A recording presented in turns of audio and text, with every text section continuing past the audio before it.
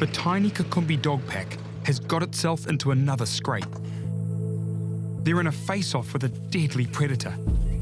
They've treed a leopard, which is pretty extraordinary. It's quite a big leopard. The dogs are safe while the leopard's in the tree, but if it comes down, there could be trouble. This leopard could probably take out one of these adult dogs quite easily. Leopards are a serious threat to wild dogs. This one may prove to be more than these 3 adults can handle. I'm Julz Bradford. I'm a wildlife filmmaker and I love African wild dogs. This is epic. Last year, I got to know some special dogs here in Zambia's South Loangwa National Park. Now I'm back to see how they're doing. Mate, I missed you. It's the end of the denning season. The packs have brand new pups. And the pups I met last time are yearlings. They have to step up and protect the family. No easy task when their arch enemies, lions, are piling on the pressure. My goodness. I'm going to be following the fortunes of 2 very different packs. The mighty Manzi and the fearless Kakumbi dogs as they face their toughest challenges head on.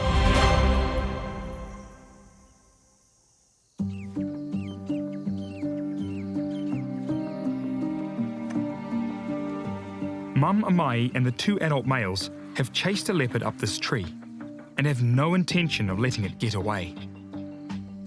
We're just close to camp and we often hear a leopard at night. This could be the one. So it's possible that the leopard was stalking the pack. The Kakumbi pack have got it tough.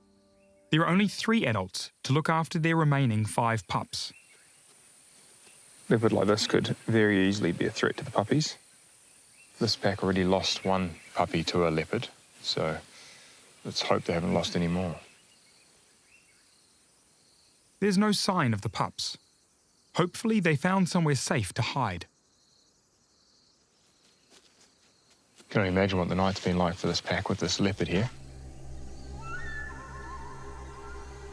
Adults are still quite alert. I'm sure they're very nervous with these pups. They want to know exactly where that threat is at all times.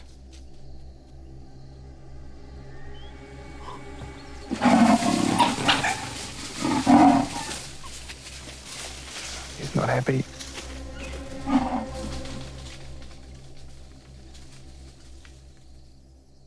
You can see when that leopard got serious, how the pack reacts.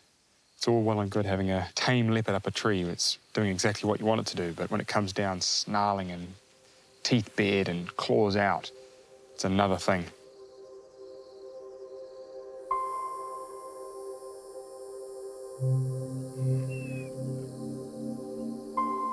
Two hours later, and it's really starting to get hot.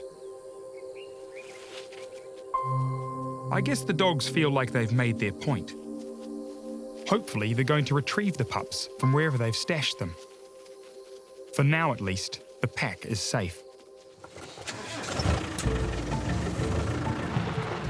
Leopards are a constant challenge for dogs. But the even bigger threat is lions. I'm keeping tabs on them too. I've arranged to meet up with the team from the Zambian Carnival program. ZCP monitor all the lion prides in South Loangwa. To do this, they rely on radio collars to track the animals' movements. The collars last several years, but eventually need to be changed. I've been part of collaring operations before, but lions are something different. There is that sense that you're around a big, powerful predator. So you do get this kind of nervousness, I guess. The collar we're going to change today is on a lion from Nkwali Pride. The collar is nearing the end of its battery life, and ZCP have been waiting for the right opportunity. The pride is finally in a reasonably accessible area. All right, I'll jump in with you, mate. Yep. Hey, thanks, buddy. Henry's at the wheel, but we're going to need 2 vehicles for this operation. So Tandi's team is following us in. So the first step now is to get to the lions, which might be harder than we think. They're in a thicket here, so we're going to have to try and go around and see if we can get a clear angle. Veterinarian Dr. Mwamba Sachande is going to dart the lioness, but it's going to be tricky if all of the pride is together. 2 males, 3 females. The one whose collar needs to be removed is there as well. Henry and Mwamba are just trying to work out the best place to dart from. They've got to get a good angle.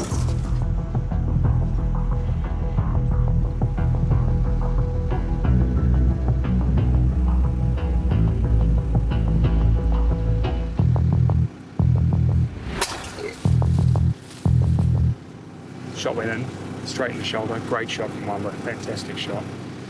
Now he's got to keep eyes on her and then watch for the first signs of the drugs taking effect. We're hoping she'll stay in this open area and not wander deep into a thicket. You can just see her eyes starting to blink, looking a bit sleepy. Once she's out, we need to work quickly before the anesthetic starts to wear off. She's just fallen in a nice open clearing here. She's just in front of us. With an operation like this, safety always comes first.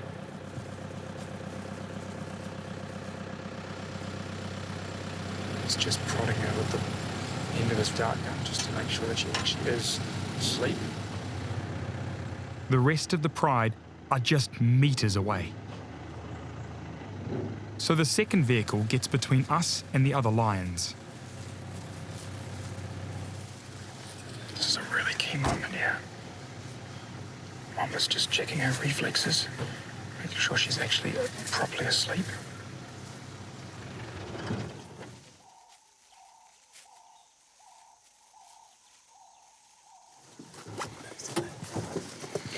Here we go. We have to keep our voices low so we don't risk waking her. Changing the collar now. Just getting the collar to the right length.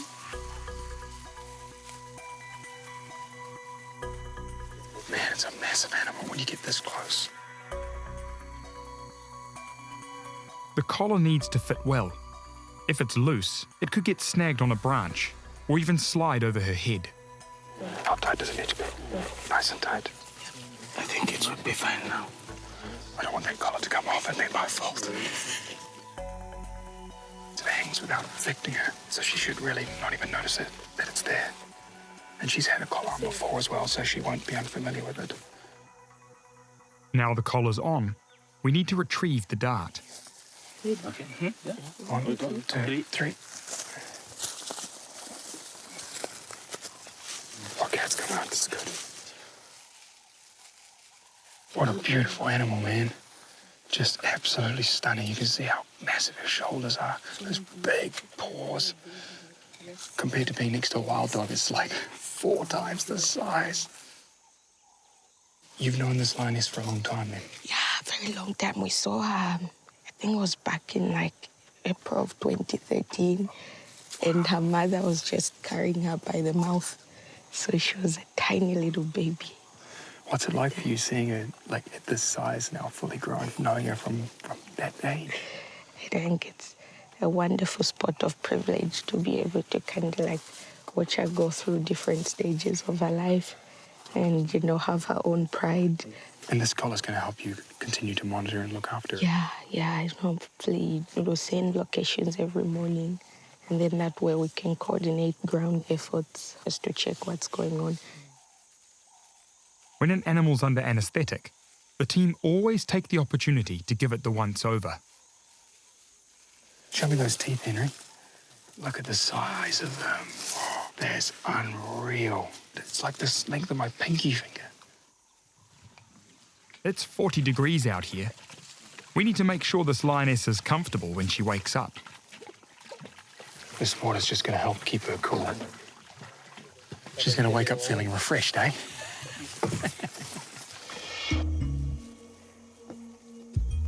Dr. Sachande is going to give the lioness a drug to reverse the effects of the anaesthetic.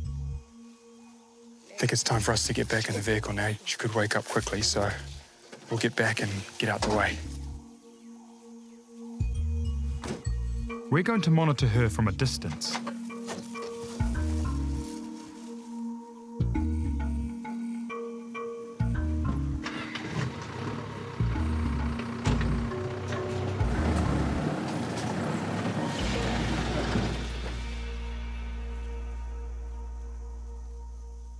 She's already waking up.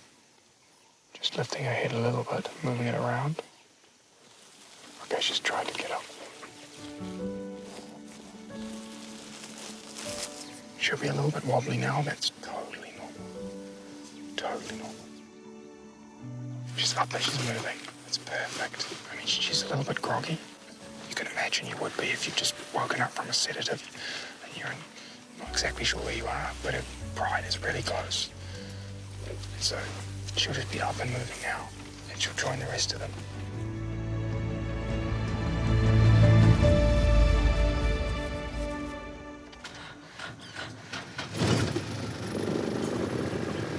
I've filmed wild dogs and now helped collar a lion all for lunch.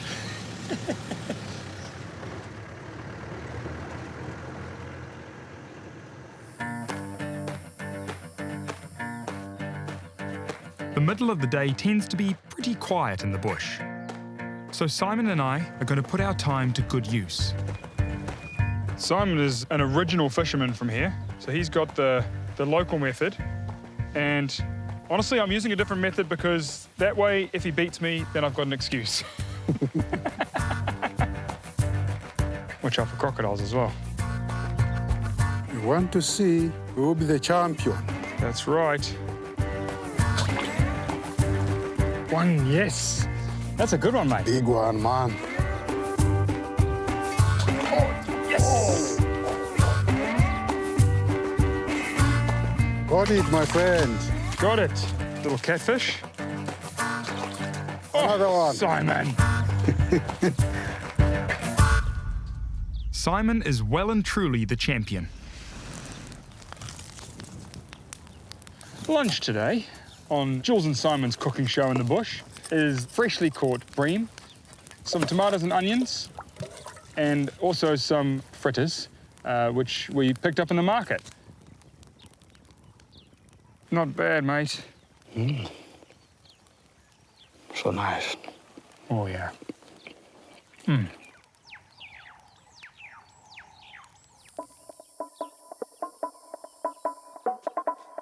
It's late afternoon and I want to catch up with the dogs.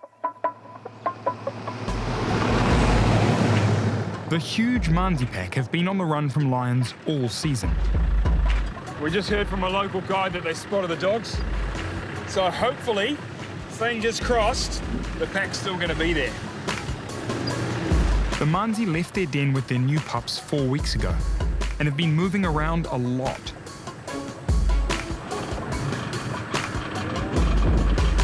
Dogs, yes! All right. Oh, look at that. This is awesome. Awesome, awesome, awesome. Got the dogs. The pack has had a stroke of luck. Looks like they've got a fresh kill here. It's still pretty early, so this impala must have walked straight into the dogs. But it's a great opportunity to see their behaviour over a fresh carcass. They're having a good old munch here. The hierarchy around a kill like this is really interesting. First of all, whichever adults have made the kill will feed as quickly as possible because they know that as the pack arrives, as soon as those pups get there, they're going to have to relinquish the carcass. And that's what's happened here. So the pups use their age and their very submissive behaviour to force the adults, essentially, to give them a meal. Here, this adult is almost begging from the pups here, you see? They're going to chase him. At this young age, these pups are doing a lot of growing, and so they need to be feeding like this. food is actually a driver of dispersal for dogs, because essentially, if you're a low-ranked dog and all these puppies, of which there are 11 in this pack, feed first, then the alphas come in and then they feed next, your chances of getting a meal are very low. So you might think to yourself, hey, I'm doing all this work, but I'm not actually getting any food out of it. So why don't I just set off and try and find another pack or start one of my own?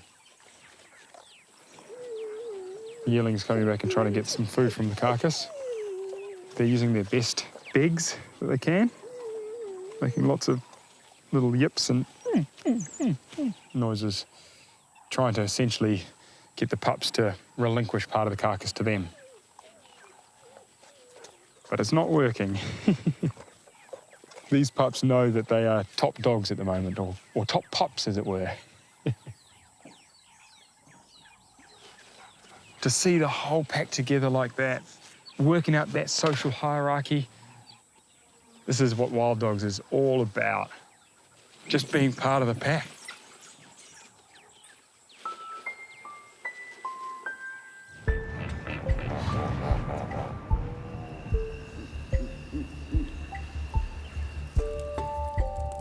I want to try to catch up with the tiny Kakumbi pack again. I'm concerned about the pups.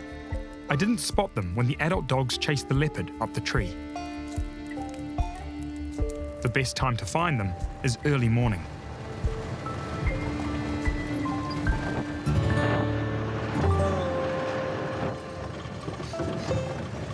Look at that. The lioness we collared yesterday. Just crossing the road here, right in front of us. It just shows you how close people live to wildlife here. Town is just beyond these trees. And here we are, we've got lions which look like they could be hunting. Well, okay, great to see her. We've got to get to the dogs though.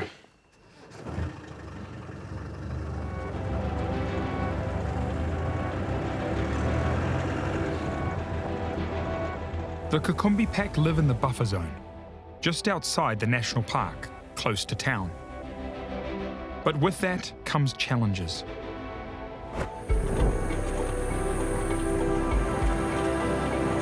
Dogs.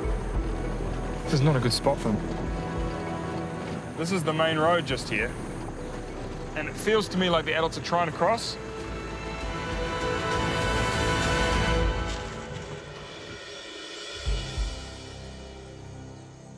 This is a dangerous time for the pups. They are not familiar with roads.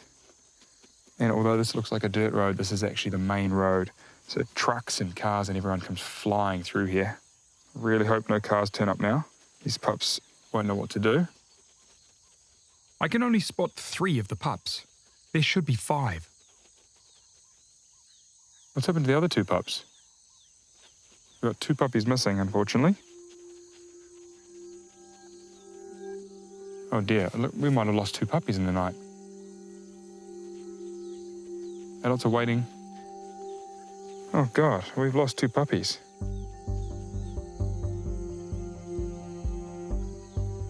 Hopefully they're just hidden somewhere. I would just love to see 2 puppies come out of the bushes now.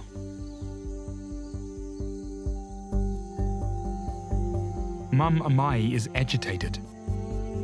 I can see that she's stressed. I can see that she's keeping her ears alert, listening for the sounds of puppies.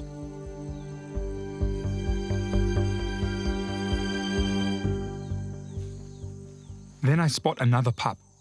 So that's 4, but there's still 1 missing. They haven't lost 2 puppies then. Maybe just lost 1. Yeah, there's 2 there. And then there's a 3rd one there. And then a 4th one here. It's just lying down in the shade. Hello, little guy. You made it.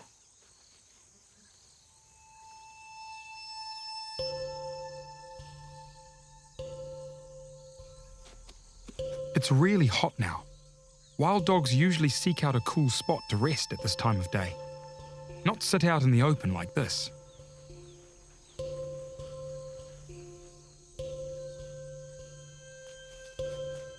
I suddenly get why the pack are acting so strangely.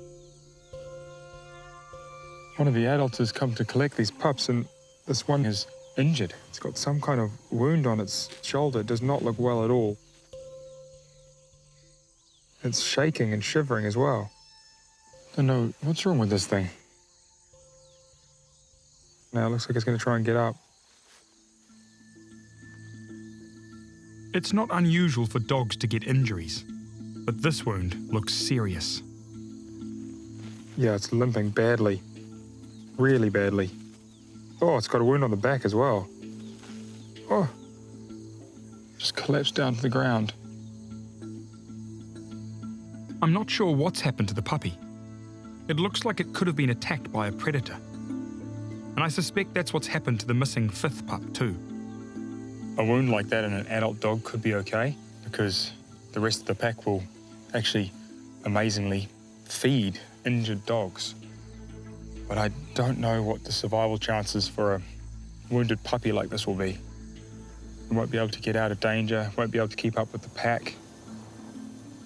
Can't help but think that it would be an easy victim for a marsh legal or a leopard or something. It's difficult, but we can't intervene. Wild animals live wild lives, and we have to let nature take its course.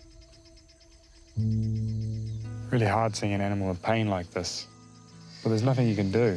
It's just part of life in the wild, unfortunately.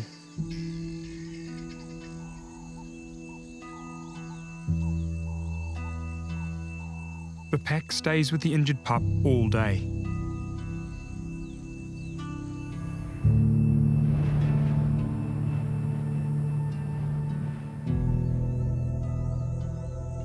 But as it heads towards dusk, the other pups are getting hungry.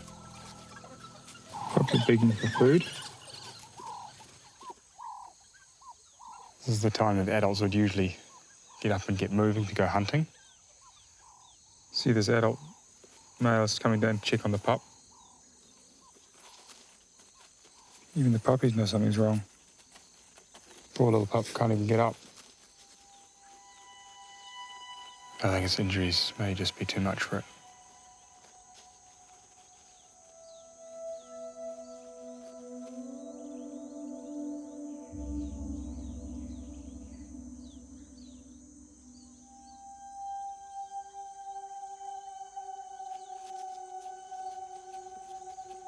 Out here, it's survival of the fittest. These adult dogs have to focus on their remaining pups.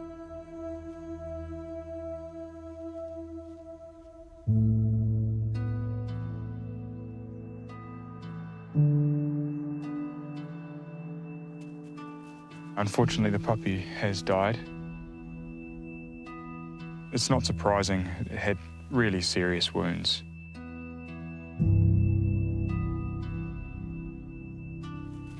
The pup's got to go join the adults. It's quite heartbreaking, actually.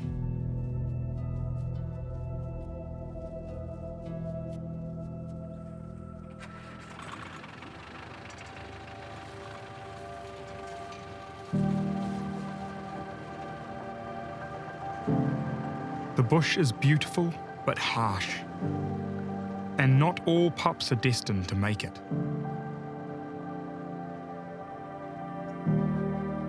It's hard watching this pack be eroded like this, seeing the puppies just being whittled down.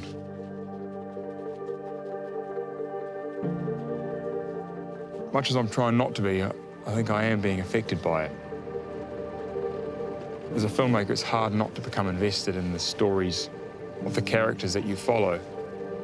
And when they endure hardship like this pack is, then you take some of that with you.